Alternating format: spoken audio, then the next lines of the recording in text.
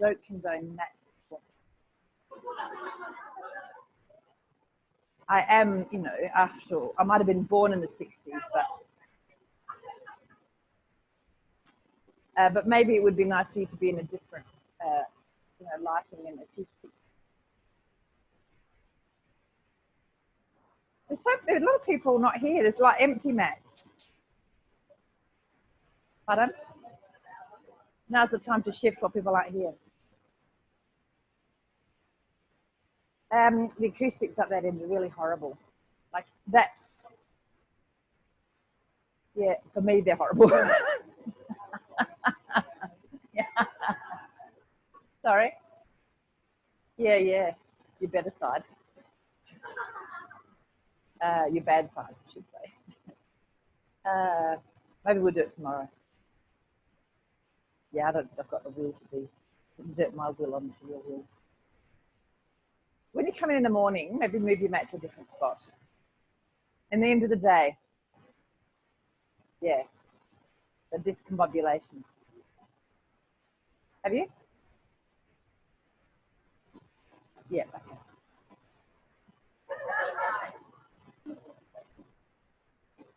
Yeah. Yeah. I mean, there used to be this tradition, you know, that I would change. I would teach from there or teach from there, teach from there. But this room is so narrow, it's actually quite hard to teach from there because it's a really big thing. And then standing up there, you're in an acoustic dead hole. Like the sound just goes. So I can't hear anything. All right. Any questions? Any answers? Thursday, 2 days to go. We're over hump day. Now going into gravity. So Monday, Tuesday, going up, and Wednesday, now we're going. Come on.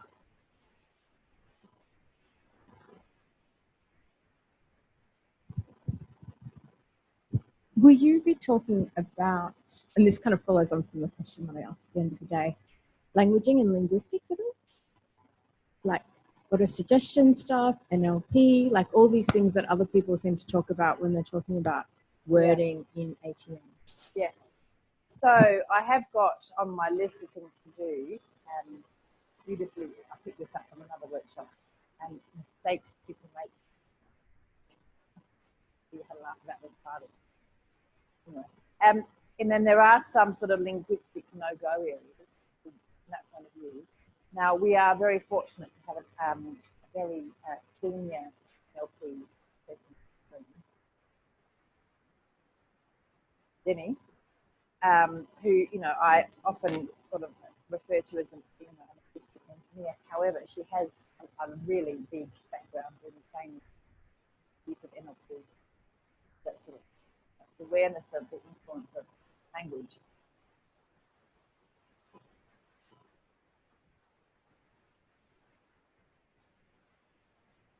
NLP, National Liberal Party.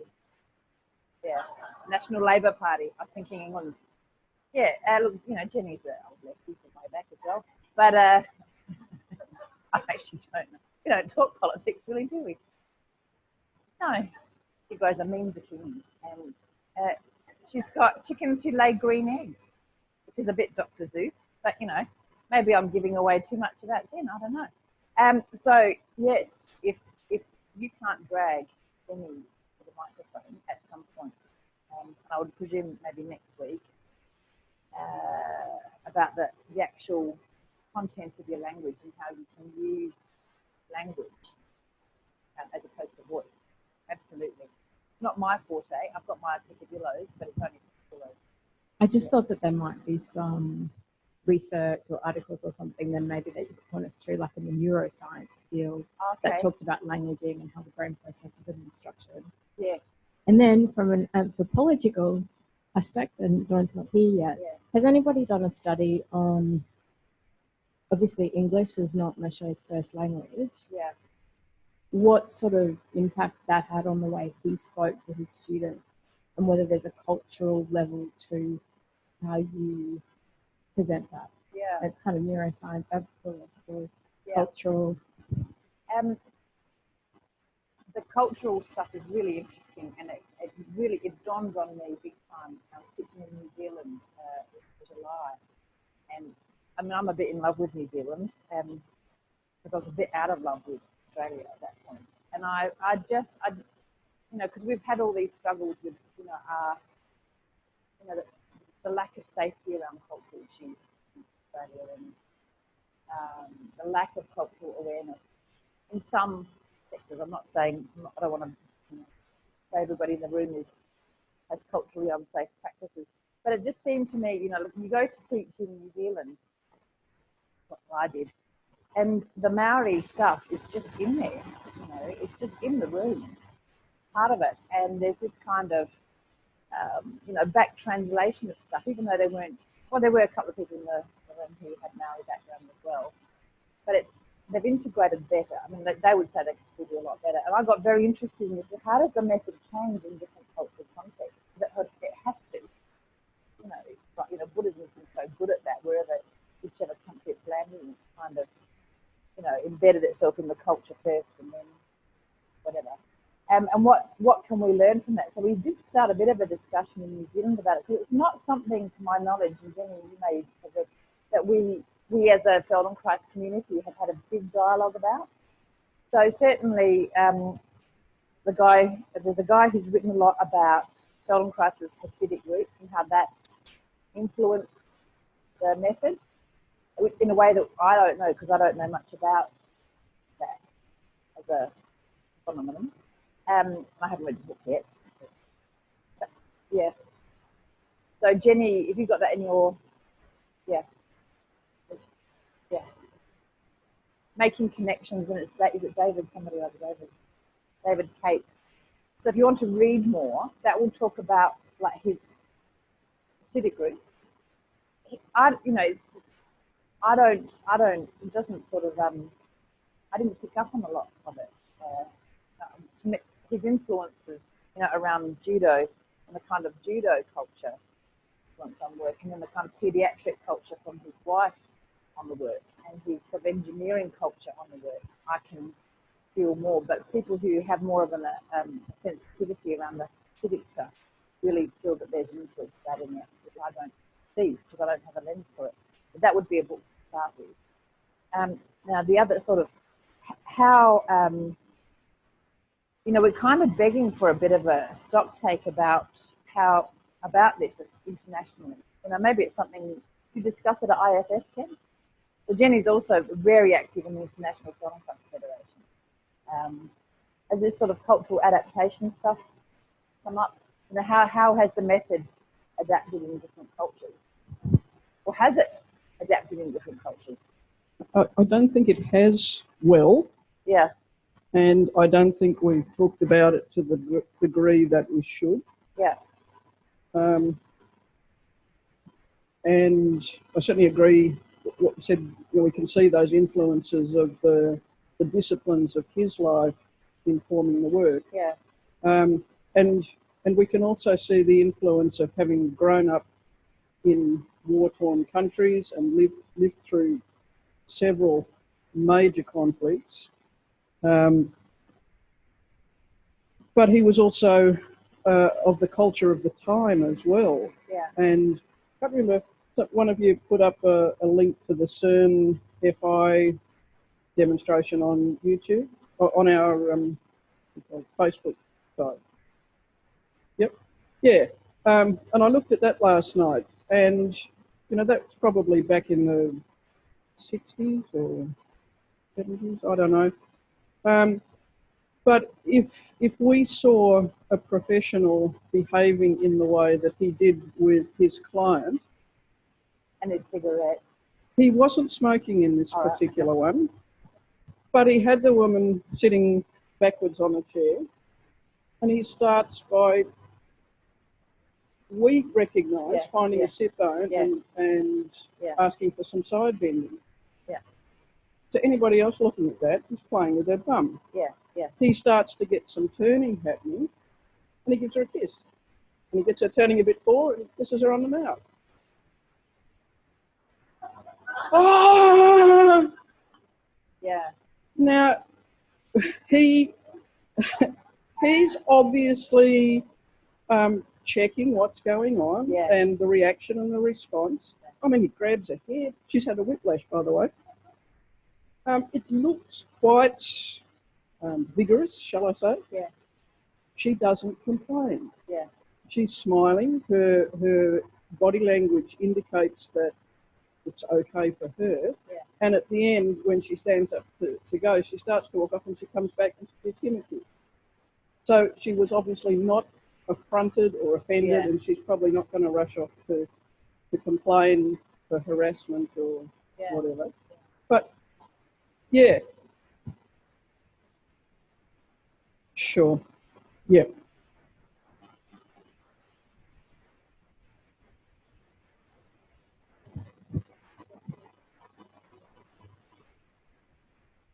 Instead of giving them, what do you call it when they get injected?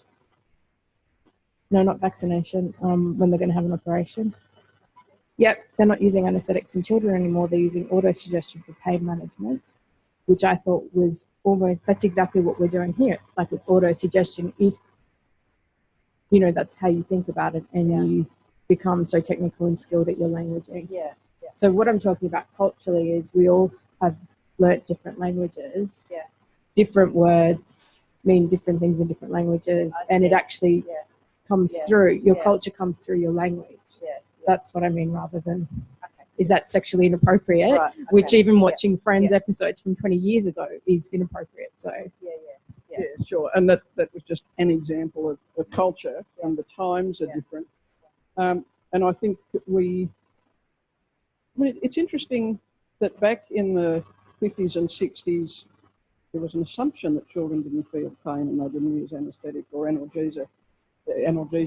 But it would be nice to spend a bit more time really exploring what is the effect of particular language. And I believe that when we work with people in ATM and FI, they do enter slightly altered states, and we have a responsibility to use language in a way that is supportive and direction-wise towards the outcome that we want, rather than randomly dropping all kinds of rocks in the pond.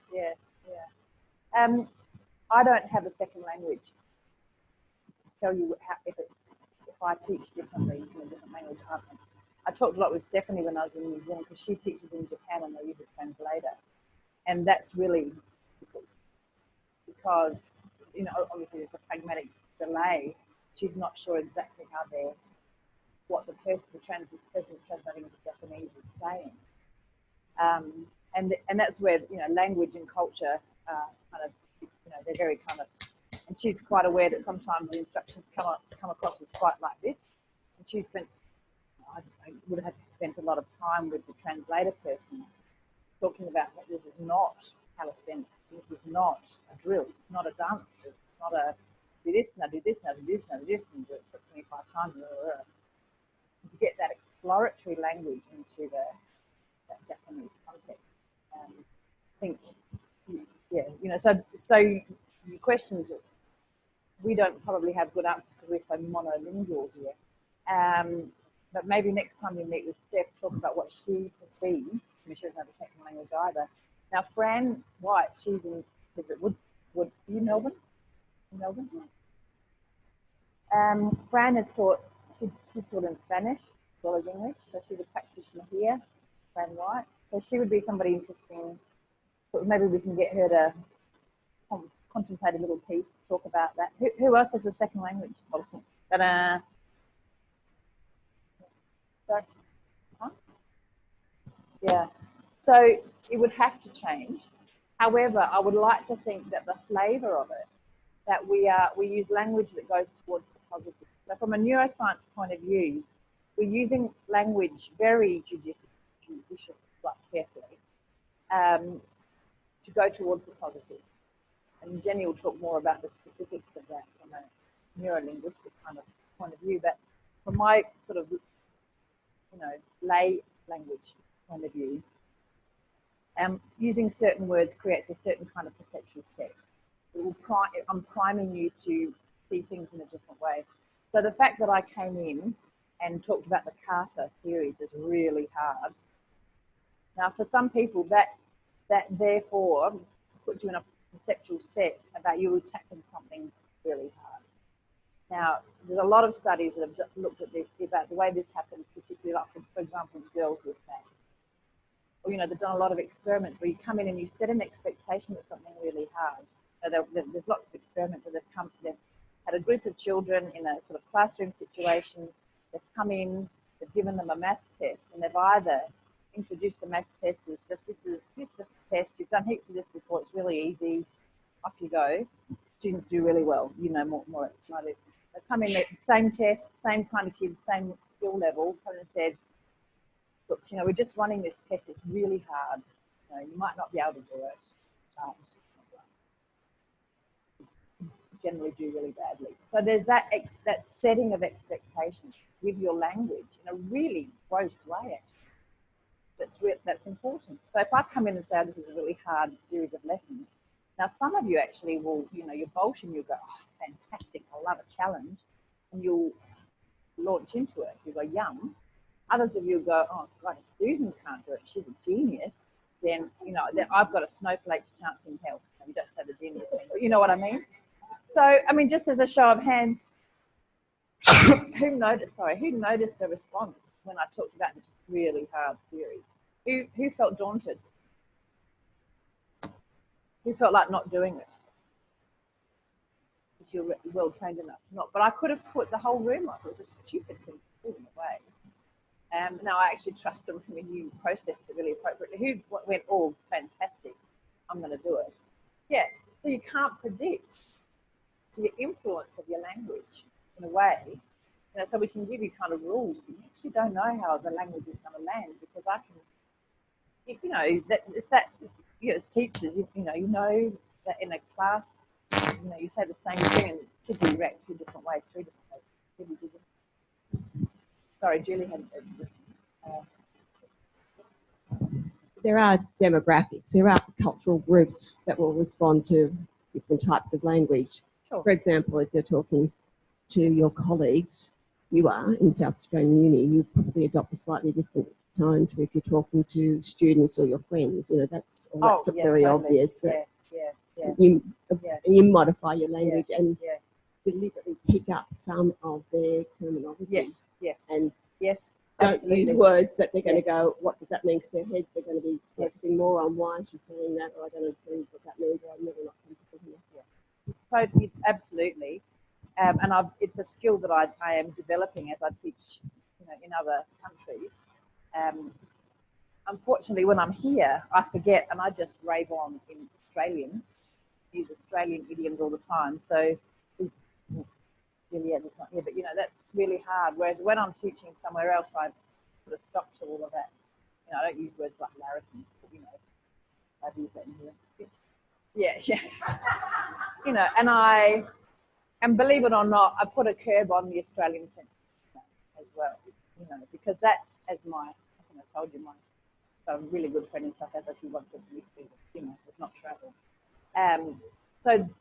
I mean, I'm not very sophisticated around cultural representation, but at least I do that. So I modify the Australianness of my language, and I modify my use of humour, and fuss out the room first. And like, you know, there was a comedian kind of being interviewed about being a comedian. You know, does he change his performance as he goes to different cultures?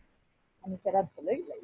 You know, and he had some examples of where he said a joke that just fell flat.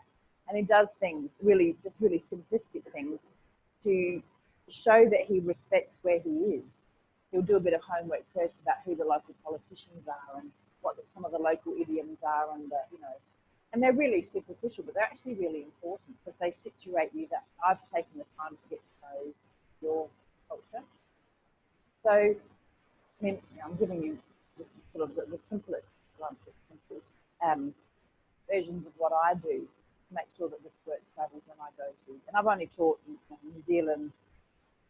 I haven't taught in Japan. I've run workshops in Singapore and Malaysia. I've taught haven't taught Feldenkrais in other Asian countries. But, you know, I've taught in Amsterdam, England, got to be careful in South Africa because even Milton College got no idea what people are doing.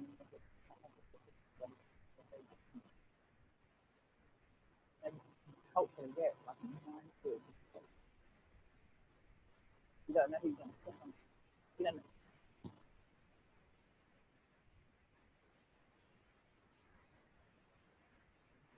No, they adapt. No, they absolutely adapt. Yeah, yeah, yeah. Oh, okay. Oh, you're going into universal language. Oh, okay. Yeah.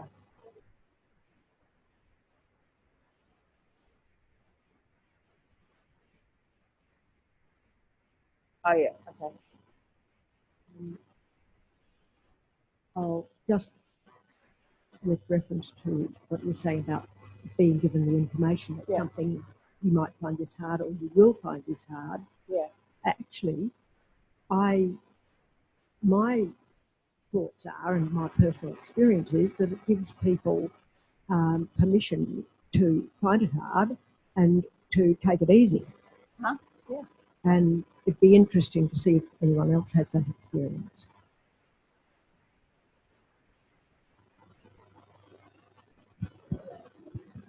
Yeah, yeah, yeah, yeah.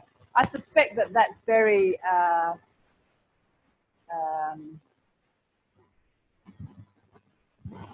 don't know. Try it out. I mean, these are things to try out. The audience. Like, yeah, so, and I had that feedback yesterday, that me saying I didn't understand the part of the lesson freed up people to also not understand it, and then they actually learned better because they came from that situation not understanding it, knowing it was okay to not understand it. I'm pointing to you.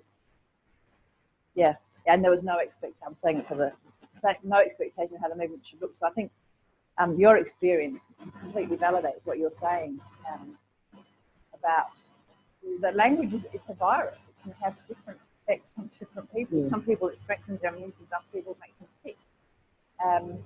So yeah, words are symbolic sounds. Yeah.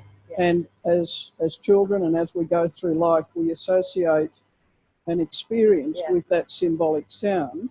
And so, you know, incongruous word like apple, some people go all kind of soft and warm and think apple pie and mother's love and all sorts of lovely things. And other people think Snow White and poison. Yeah. And, you know, have a completely different reaction. So there's, I mean, I'm staggered that we communicate with each other at all. Yeah. It's always a risk, and we always have to keep calibrating to see, have I got the response that I expected to get with this communication? But there are certainly some guidelines as to how we are more likely to get the effect we want. Yeah. And I think you're great to I'm just going to come back to your question, Emma. You're not going to like the answer because I'm going to tell you it's a lot more complicated than there isn't a specific set of words that will drop people into different. And you ask a hypnotist that, and they will say they have to tailor it. And there are some people who are really suggestible, and some people who really aren't, exactly like we're finding in the room. You know, and those show hypnotists, I would love to know how they pick. They will pick people who can be easily and deeply hypnotized, and others won't. They'll go through and they've got a little series of kind of tests. And they will say, yep. No. There's a guy that comes in the thing later. It's spooky. He knows who's going to be suggestible or not. I suspect that who's that weirdo cult that you had with the clipboards on the streets that give you little quizzes to see if you're going to. The Scientologist. When I was a uni student, my girlfriend and I used to walk to a dance class or something, and inevitably, if we'd stop and do it just for fun, she would get invited down to do more, and I wouldn't. So you know what? No, I'm not. I'm not. I was not unhappy about it because she is completely gullible. You know, she's very. No, I thought it was fine. Don't worry about. I do not want to be invited down to the Scientologist. Don't you? I'm sorry. Yeah. So, you know, this sort of, so our brains are not the same in terms of suggestibility. Now, what you will get better at as a practitioner is working out what are the combination of not just words, but it's your tone and your pace of voice. That, you know, there's some people who've got a tone and pace of voice. They could read out, you know, Mein Kampf and put people into hypnosis. They could read out something ugly and horrible, and their tone and pitch would suggest into a different state. You know what I mean? So there's a whole, just like our touch, there's so many dimensions to it. It will fry your brain a little bit. However, it's a great question, because, you know, it would be good for you to really play around with. And, you know, one of the privileges that we have getting to play with a class like this that's really informed is that we play around with different styles of teaching. You notice, maybe you don't. And certainly when I was on the sort of assistant trainer path, I was really lucky to have trainers who would push me. It's like, okay, now I want to go and teach a lesson like that. You know, I want to teach a lesson where you drop everybody in and they are deeply in and they are in. You do it. You do it. But it's the whole gestalt of it. It's how I organise myself neurologically. You want to underline that and say it again? Huh? You want to underline that and say it again? How I organise myself. So that if I am in that direction of dropping in, I can drop you. I can support you all to drop deeply in, or I can keep you really up with. I was talking about this yesterday. You know, you can make really basic decisions like this group are really down-regulated from a neurological point of view. They're really drifting off. They're going elsewhere. So you will just very, very, in a very simplistic way, go more upbeat. Like I organise myself to be more upregulated and bring the class out of that slump, for example. Or if I notice that you're all everywhere's like this, then I will change my language, change my pace, change my organisation for you to drop in and go into that introspective stage. So start to notice what you do in your organisation that drops you into that more contemplative mode. What takes you out of that? Start collecting your own data, because you'll actually be surprised. You'll be surprised how much you actually know about how to do that. You know, if you deal with children, you do it automatically. Who teaches children? Teachers do this a lot. They know when the class is really ratty. They do something that just. One of my son, he would actually dim the lights down. Couldn't do it now. He'd dim the lights down and play his guitar and do little meditation videos. Grade 2. And my son was so ratty, we'd just put Eddie on his lap. But that's what his light on. So can't do that now. Anyway. I just want to share my experience about the language and teaching different language. Different language, yep. When I finished to understand well my own language, Spanish, I went to live to Italy. And when I arrived there, I couldn't teach. Yeah. and I must wait some, I don't know, maybe a few years and to feel with my competence of my quantity of words I knew in Italian to begin to teach in that language. And it was very challenging, and it must to have a lot of humility. Humility. Yeah. And speak with another channels. Also speak with my body, speak with my Italian hands. Yeah. That's a bit universal. Yeah. You know, like gesture. And when I finished to know better the Italian after 14 years, I came here. And I, again, in the same situation. At least they're all Latin-based languages, one thing. But yeah, maybe. Yeah. And in some way, I'm starting again to put together. Yeah. But still, what I learned in Italy, to have the humility, the necessary humility, and okay, just go with what you have. Yeah. And using body language, and really as you said, the tone and the pace, and means a lot for the people who are hearing you. Yeah. Even if maybe you have, I can have difficulties with the times or things like that. Yeah. The last thing I want to share is there is a play very famous in all the world. The name is The Letter, La Lettera, from Paolo Nani, and he went with many plays in the world with the same play for many years. Yeah. And there is no word, it's all body language. Yeah. And putting the same script in different moods and ways, and it's very hilarious. And I don't know, it's like a he's still going with this. And someone asked him, how do you not get bored to do everything the same way? Yeah. But it's not the same for him because the public is different, always different. Yeah. And he's not performing always for the same people. Yeah. What's it called? The Letter. The Letter, La Lettera. La Lettera. He's Italian, but he lives in, I don't know which northern country. Yeah. And if you Google, his name is Paolo Nani. Paolo Nani. The Letter, La Lettera. Oh, okay.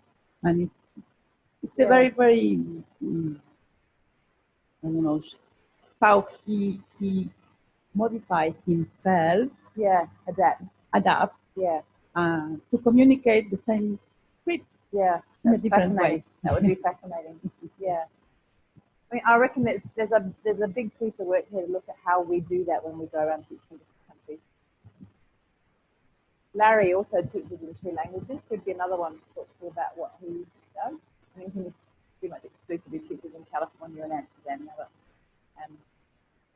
now. Yeah.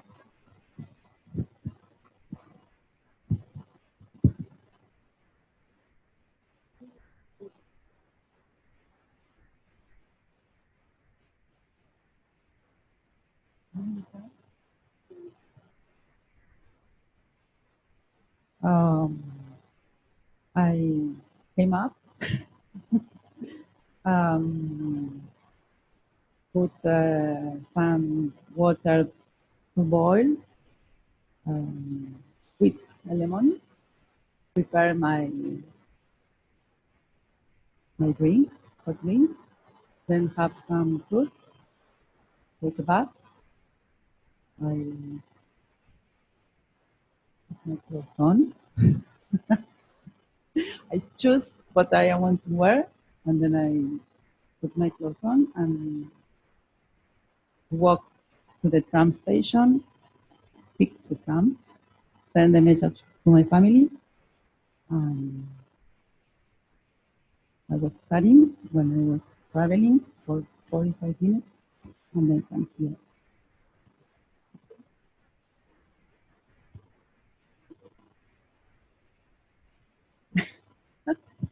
Bueno, me levanté esta mañana, preparé el agua caliente, imprimí un limón, me la tomé, me hice el baño, me vestí, elegí la ropa, me vestí, después fui caminando a la estación de tren, mandé un mensaje a mi familia,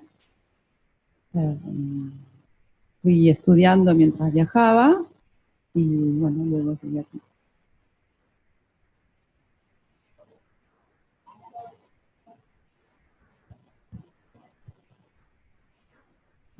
In Spanish, in Italian. Oh.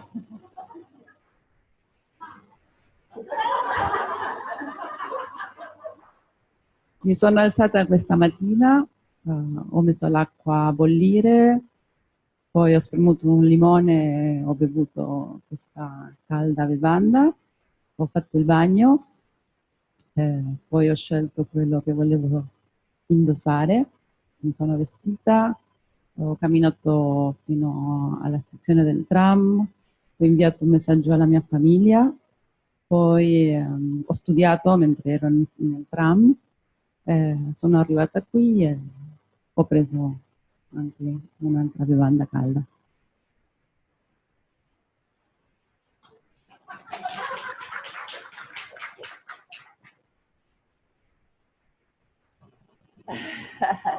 But you also you'd practiced as well, like you had the script in your head to translate. So yeah.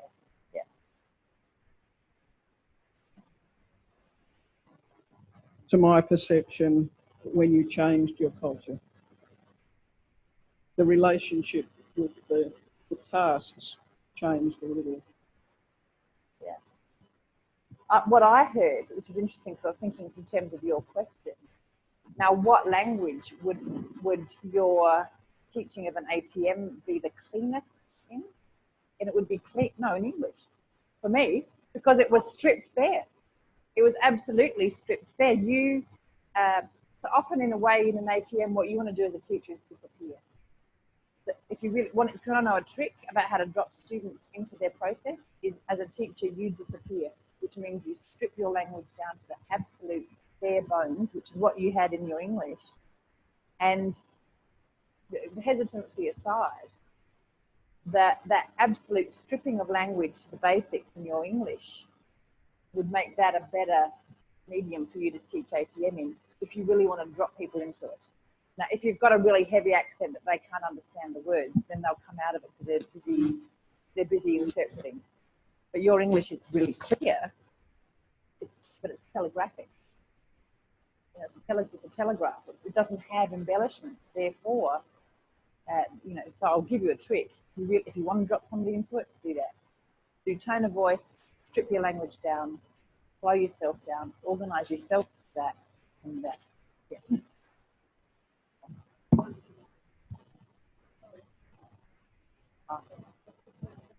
Mia's not here. Yeah.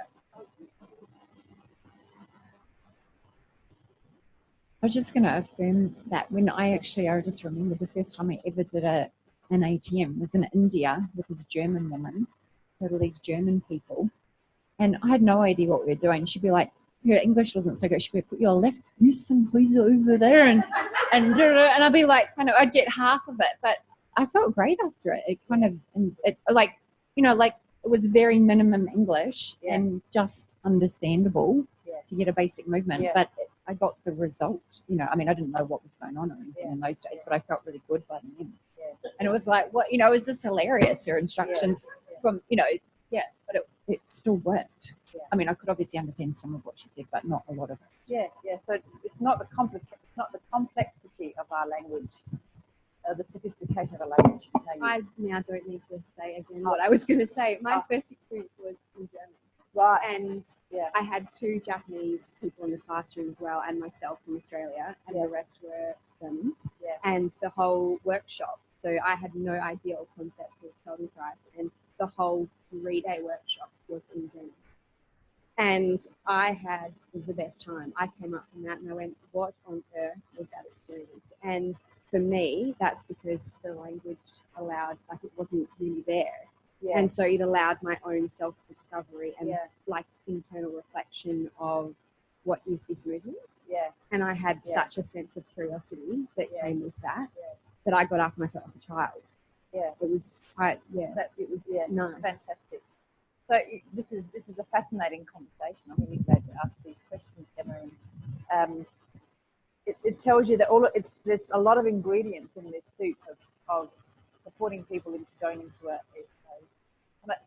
we don't talk about putting people into altered states, because Feldenkrais was really about function, and he wanted what we learnt here to be so accessible that we would use it out there. He didn't want us to sort of associate in our mind. What our brain could do is, in order to learn, I have to go into this deep trance-like state and do this.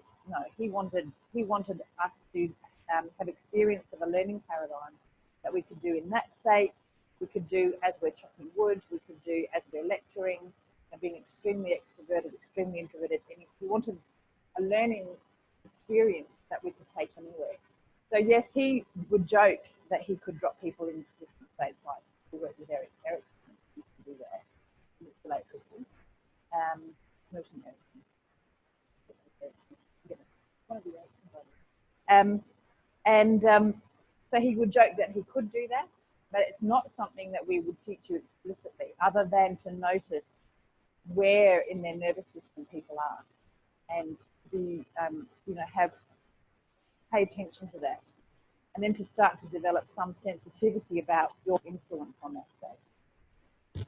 Like I will check in on the emotional valence of the room, the emotional focus of the room. If I come in and everybody's really, you know, irritable, what do I do with that? Make it even more irritable. No, just because it's facetious, but it's all of those things that we're looking at. We're looking at all of those dimensions of people's lived experience. You had your hand up, maybe. Doris's class. Sorry, I had my back to you guys. My better side. If it's important, if it's assumed that it's important for our nervous system to be relaxed. Or be careful about the word relax. Yeah, to be, what word would you like me to use? Yes. Receptive. Yes. Okay, receptive, that's good.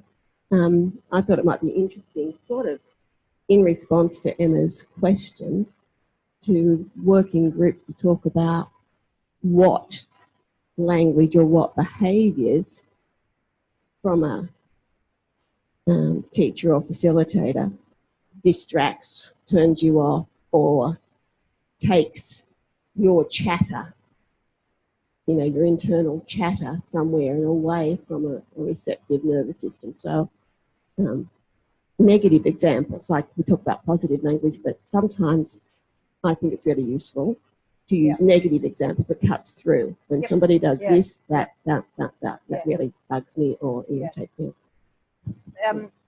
You have looked at my notes, Julie. Well, you must have, because I've got this sheet that says mistakes. So we'll do it tomorrow. With this idea that you're gentle with each other, because focusing on mistakes, getting back to your point, is not a good. I agree with you. It will highlight in this room we can do it, and we probably wouldn't highlight mistakes in a public class. You know, we'll highlight the positives, but here, absolutely, it's really good to share the things that jar. You know, the things that really jar, that really raise antibodies. Yeah. Are you somewhat satisfied? Yeah. Yeah. Yeah. Yeah. Yeah. Yeah. Yeah. Yeah. Yeah. I bought Noam Chomsky during my training. You know where it's at ever since. I really struggle with non-fiction, but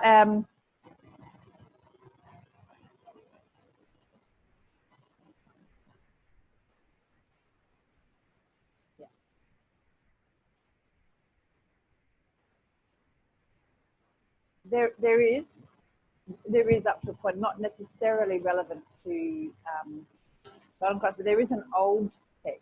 I don't know if you've got it in your shop, Autopoiesis, which is another auto suggestion kind of, with a little treatise written by, I can't remember who's the Golden Cross person. You might want to read that, but it's historic, you know, it's old.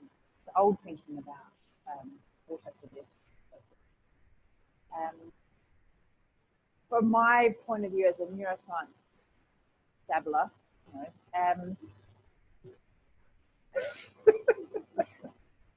a dim dabbler. You know, it's most of our life is lived in the unconscious, and we have this illusion that what we are consciously aware of, how we're where and how we're making. So this having at least an understanding that whether we know what we're doing or not, the unconscious, the driver's seat, always.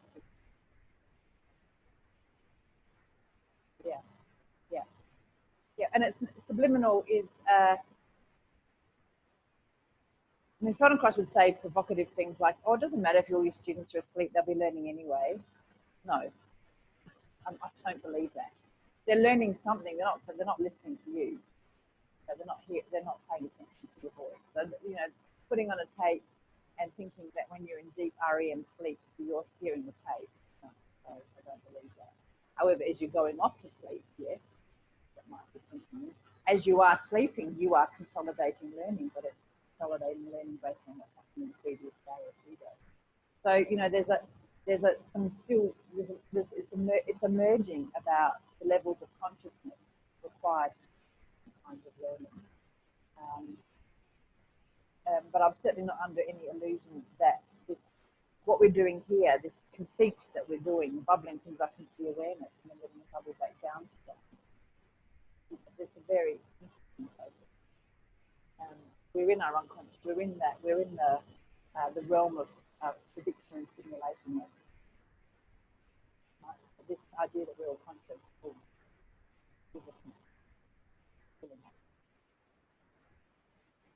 Probably enough about that. Okay. Good.